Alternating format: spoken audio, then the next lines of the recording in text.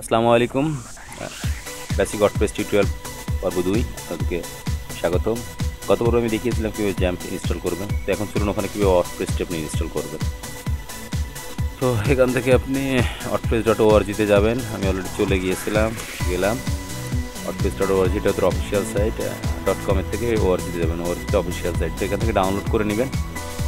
গুগলে যে just search দেবেন ওয়ার্ডপ্রেস, তো অ্যাড্রেস আপনি লিখতে পারেন wordpress.org। তো আমার ডাউনলোড করা আছে, হ্যাঁ, এই জন্য আমি ডাউনলোড করতেছি না। চলুন কীভাবে ইনস্টল দিবেন ওয়ার্ডপ্রেসটি সেটি আপনাদেরকে দেখাই। ডাউনলোড ফোল্ডারে গেলাম, WordPress, where is the WordPress, perhaps here, এর ভিতরে আছে এই ওয়ার্ডপ্রেস। সেটা এক্সট্রাক্ট করুন। আমি এখানে এক্সট্রাক্ট করলাম, একটু বড় করি যাতে আপনাদের বুঝতে সুবিধা হয়। এখানে এক্সট্রাক্ট করলাম ফাইলটা, এটা উইনিজাম দিয়ে করা। যারা জানেন না উইনিজামটি অবশ্যই ইনস্টল করে নেবেন। এক্সট্রাক্ট করছে, খুব সতর্কতার সহিত এবং মনোযোগ দিয়ে এই পার্টটি দেখুন। হ্যাঁ, এখানে লেখা রয়েছে ওয়ার্ডপ্রেস 4.7.2, এটা হচ্ছে ভার্সন। আমি দ্রুততার সহিত দেখিয়ে যাচ্ছি এই কারণে ইনস্টলিংটা ইম্পর্টেন্ট, বা ডাউনলোডিংটা তত একটা ইম্পর্টেন্ট। আপনারা ডাউনলোড করতে পারবেন মোটামুটি। এর ভিতরে কিছু ফাইল আছে, এই যে ওয়ার্ডপ্রেস, এই যে ফাইলগুলো আমাদের লাগবে। ঠিক আছে, এটা থাক। এখন আমরা যাবো যে আমাদের জ্যাম্পটি কোন ড্রাইভে ইনস্টল করা। আমার জ্যাম্পটি সি ড্রাইভে ইনস্টল করা ছিল। ক্লিক করুন, দেখেন জ্যাম্প, সি ড্রাইভ, দেন জ্যাম্প। এখানে ক্লিক করুন, সমস্ত ফোল্ডারগুলো এখানে রাখবো। htdocs, clear? তো htdocs-এ ক্লিক করুন।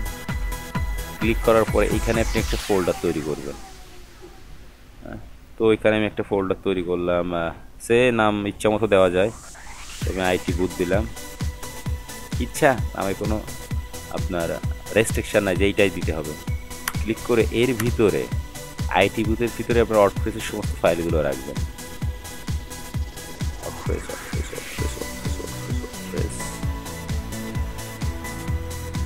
আমার ডাউনলোডের ভিতরে ছিল অপটিমাইজ। এটা ক্লিক করে এই যে ফাইলগুলো টোটালি কপি করবেন। কপি করার পরে আপনি এগেইন সি ড্রাইভে যাবেন, জ্যাম্প, htdocs, আপনার যে ফোল্ডার আইটি বুথ, ক্লিক, পেস্ট। জাস্ট এতটুকু ভালো করে খেলবেন, বারবার প্র্যাকটিস করবেন এই জিনিসগুলো। ঠিক আছে, এখানে অনেক ফাইল তৈরি করা আছে, সব .php, কারণ ওয়ার্ডপ্রেসটা বেসিক্যালি PHP-তে তৈরি করা। আর আমরা সাধারণত জানি PHP লোকাল পিসিতে রান করেন, এটার জন্য অবশ্যই সার্ভার লাগে। সার্ভার এনভায়রনমেন্ট ক্রিয়েট করে নিলাম আমরা এতক্ষণ। তো এরপরে পরবর্তী স্টেপটা কি, আমার ওয়ার্ডপ্রেসটা ইনস্টল দেওয়া। হ্যাঁ, ওয়ার্ডপ্রেসটা ইনস্টল দিয়েছে, এখন রান করে ওয়ার্ডপ্রেস ওয়েবসাইটটা এখানে তৈরি করা। তো লোকাল পিসিতে আপনি ওয়ার্ডপ্রেস কাজ করবেন অ্যাজ লাইক সার্ভারে যেভাবে কাজ করেন লাইভ সার্ভারে। তো ফোল্ডার এখানে রাখার পরে দেন আমি এখানে এগেইন লিখলাম লোকাল হোস্ট। আপনি এটা এভাবে করতে পারেন। এর আগে আমি লোকাল হোস্ট লিখছিলাম, একটা পোর্ট আছে 127.0.0.1। এটা প্রেস করুন, দেখুন আগেটা লিখছিলাম লোকাল হোস্ট, এটা লিখছি 127.0.1, এটা লোকাল হোস্টের পোর্ট। ক্লিয়ার? তো এখান থেকে ফার্স্ট আপনার কাজ হচ্ছে আপনাকে একটি ডেটাবেস ক্রিয়েট করে নিতে হবে, ডেটাবেস নেম। তো এটা ক্রিয়েট করার জন্য আপনি লোকাল হোস্ট লেখার পরে অথবা এই পোর্টটি লেখার পরে এন্টার দেওয়ার পরে এই যে পেজটি আসবে, এখান থেকে phpMyAdmin-এ ক্লিক করবেন। অথবা আপনি সরাসরি এখানে 127.0.1/phpMyAdmin লিখতে পারেন, অথবা localhost/phpMyAdmin লিখতে পারেন, আপনার ইচ্ছা। তারপরে দেখুন এখানে একটা লেআউট দেখাচ্ছে, একটা বক্স, অনেক মেনু উঠে কী হাবিজাবি আছে। জাস্ট এখান থেকে ডাটাবেজে ক্লিক করবেন, নতুন ডাটাবেস ক্রিয়েট করার জন্য। ক্লিক করলাম, করার পরে এখানে ডাটাবেস নেম দিবেন। তো ডাটাবেসের নেম আমি দিলাম, ইচ্ছা দেওয়া যায়, আমি দিলাম আমি তুমি। তারপরে ক্রিয়েটে ক্লিক করবেন। No table found in database, কোনো টেবিল এই ডাটাবেসে নাই। ডাটাবেস ক্রিয়েট হয়েছে বাট কোনো টেবিল নাই।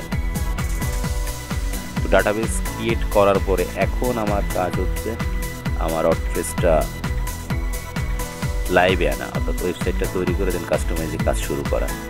তো এটা করার জন্য লোকাল হোস্ট ফোল্ডারটার নাম দিবেন। এখানে আমি ফোল্ডারটার নাম দিয়েছিলাম আইটি বুথ। খেয়াল করুন, আইটি বুথ আমার যে ফোল্ডারের নাম ছিল সি ড্রাইভে, যার ভিতরে আমার ওয়ার্ডপ্রেস ফাইলটা আছে, জ্যাম্প, htdocs, দেন এর ভিতরে আইটি বুথের ভিতরে আমার ওয়ার্ডপ্রেস ফাইলগুলো আছে। তো এই ফোল্ডারটির নাম এখানে দিয়ে এন্টার প্রেস করবেন।